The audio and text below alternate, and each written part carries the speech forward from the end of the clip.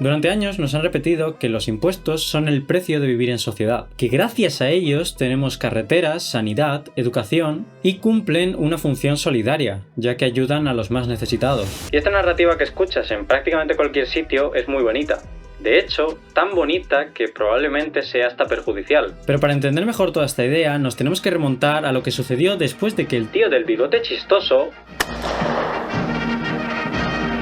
Después de la Segunda Guerra Mundial, Europa quedó devastada. Ciudades en ruinas, millones de personas sin trabajo y sin un techo donde dormir. En ese escenario, los gobiernos entendieron que si la precariedad continuaba, el riesgo de revueltas o movimientos extremistas era bastante alto. Fue entonces cuando las ideas del economista John Maynard Keynes calaron en los gobiernos de muchos países europeos. Keynes defendía que el Estado debía intervenir cuando el sector privado era incapaz de generar empleo o crecimiento. Esa visión se tradujo en grandes inversiones públicas, infraestructuras, vivienda, educación, sanidad, políticas que no solo mejoraron la calidad de vida, sino que también dieron trabajo a millones de personas. A partir de ahí nació un sistema más amplio, el estado de bienestar. Su objetivo era garantizar un mínimo de seguridad para todos, educación y sanidad universal, subsidios, pensiones, seguros por desempleo. Con el tiempo se instaló una idea poderosa, que pagar impuestos era contribuir al bien común, ya que, al fin y al cabo, ese dinero volvía en forma de derechos o servicios. Una narrativa que gobiernos, medios y escuelas reforzaron durante muchas décadas. Esa visión fue tan exitosa que hoy lo vemos como algo prácticamente natural, casi incuestionable.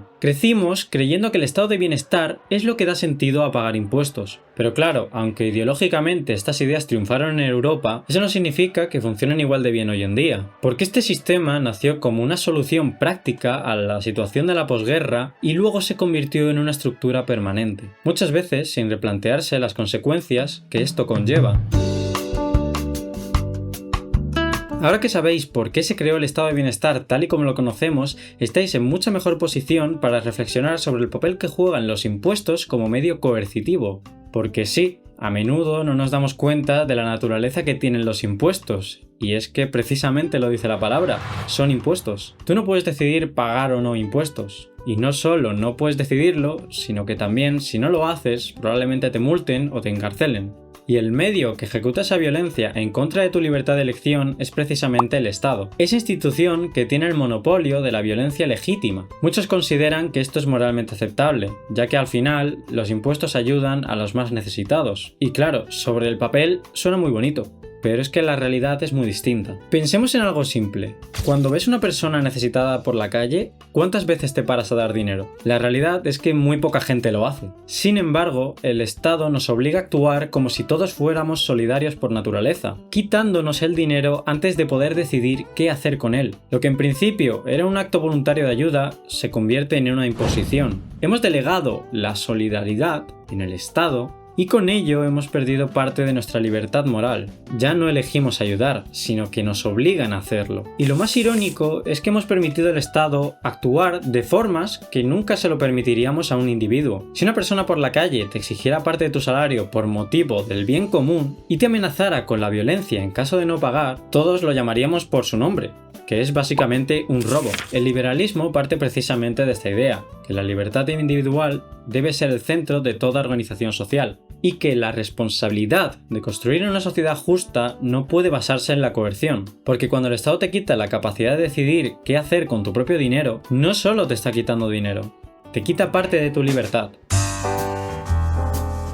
Hay quienes justifican esta coerción ejercida por el Estado para mantener, lógicamente, derechos como la sanidad o la educación universal, y que de otro modo deberíamos pagar grandes sumas de dinero para poder acceder a ellas. Pero el problema está en que eso ya lo estás pagando a través de los impuestos. La única diferencia es quién gestiona tu dinero, tú de forma libre o el Estado. Y claro, muchos piensan que eso da igual, ya que el Estado hace esa redistribución por nosotros, y que al delegar esa tarea prácticamente nos está ayudando. Pero aquí es donde está el verdadero problema.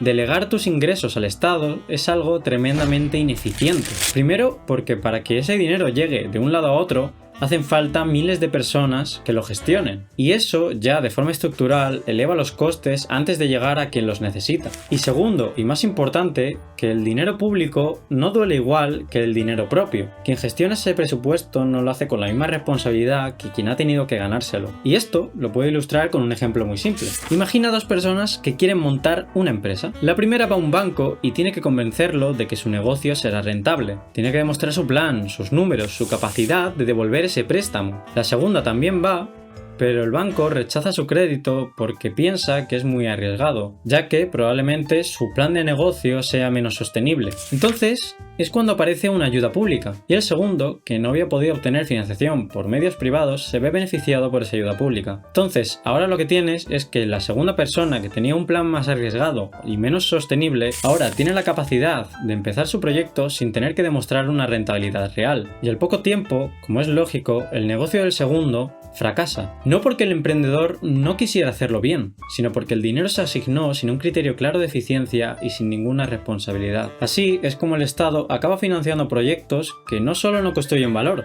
sino que encima lo destruyen, básicamente porque no tienen los incentivos del mercado ni la presión del riesgo. Y al final, todo ese dinero sale del mismo sitio, del ciudadano, del contribuyente, de ti.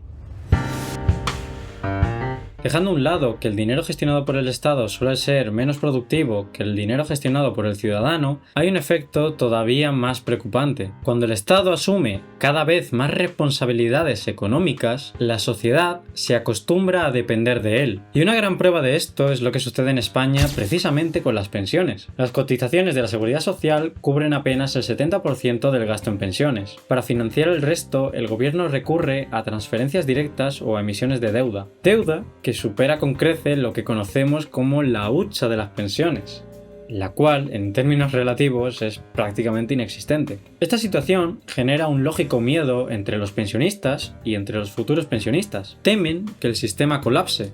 Entonces es cuando os hago una pregunta. Si fuerais a cobrar la pensión, ¿a quién votaríais? ¿A quien promete asegurarlas a toda costa, aunque sean insostenibles a largo plazo, o a quien diga que hay que recortarlas? La respuesta en estos casos suele ser obvia. Pero esto no se queda solo en las pensiones. Cuando un gobierno combina estas políticas con un reparto de ayudas constante a muchos sectores de la población, el efecto se amplifica. Y aunque estas medidas puedan ser económicamente perjudiciales, el votante promedio solo piensa en el beneficio inmediato, sin considerar las consecuencias futuras. Y aquí está el problema real. Estas políticas generan dependencia. Mientras un gobierno asegure o bien tus intereses o bien tu calidad de vida, tu voto dejará de ser plenamente libre.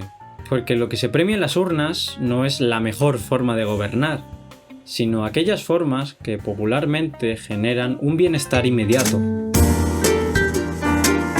Dejando el tema de las pensiones para un próximo vídeo, los impuestos juegan un papel fundamental en la inversión y el emprendimiento. Pensad que una de las funciones que tiene una empresa es precisamente aportar valor a la sociedad. Y si una empresa no genera valor, al final acaba desapareciendo. Eso significa que el dinero que se queda dentro de la empresa que genera valor se devuelve a sus dueños. Y seguramente podréis pensar, ¿y esto a mí qué coño me...? Pues más de lo que parece a simple vista. España es un país que perjudica de sobremanera a los empresarios mediante impuestos. Si os interesa, tengo un vídeo sobre los sablazos fiscales que meten. El problema es que cuando impones tantas cargas, desincentivas la innovación y la generación de riqueza. De hecho, en España ocurre algo curioso. Muchas de las empresas buscan tener menos de 50 empleados, y esto sucede porque a partir de los 50 empleados las empresas pasan a pagar muchos más impuestos y obligaciones legales. Y si no me creéis, pensad una cosa. Probablemente así a bote pronto os cueste decir alguna empresa española, pero en cambio, si por ejemplo te digo una empresa norteamericana, estoy seguro de que eres capaz de decirme varias. Volviendo al punto de antes, cuando el Estado cobra impuestos a las empresas, adquiere parte del valor que generan. Y si grabas demasiado, lo que sucede es que estás mordiendo la mano que te da de comer. Y no lo digo porque las empresas vayan a rebelarse, sino que las empresas o bien pierden competitividad, o deciden irse al extranjero, o incluso en las empresas más pequeñas suele ser algo común, buscan formas de evadir impuestos, como por ejemplo los pagos en negro.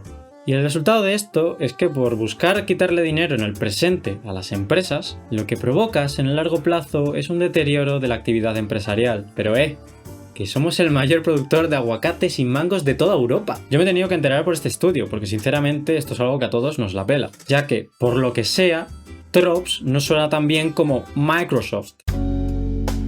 Antes de acabar el vídeo, quiero hacer una pequeña aclaración.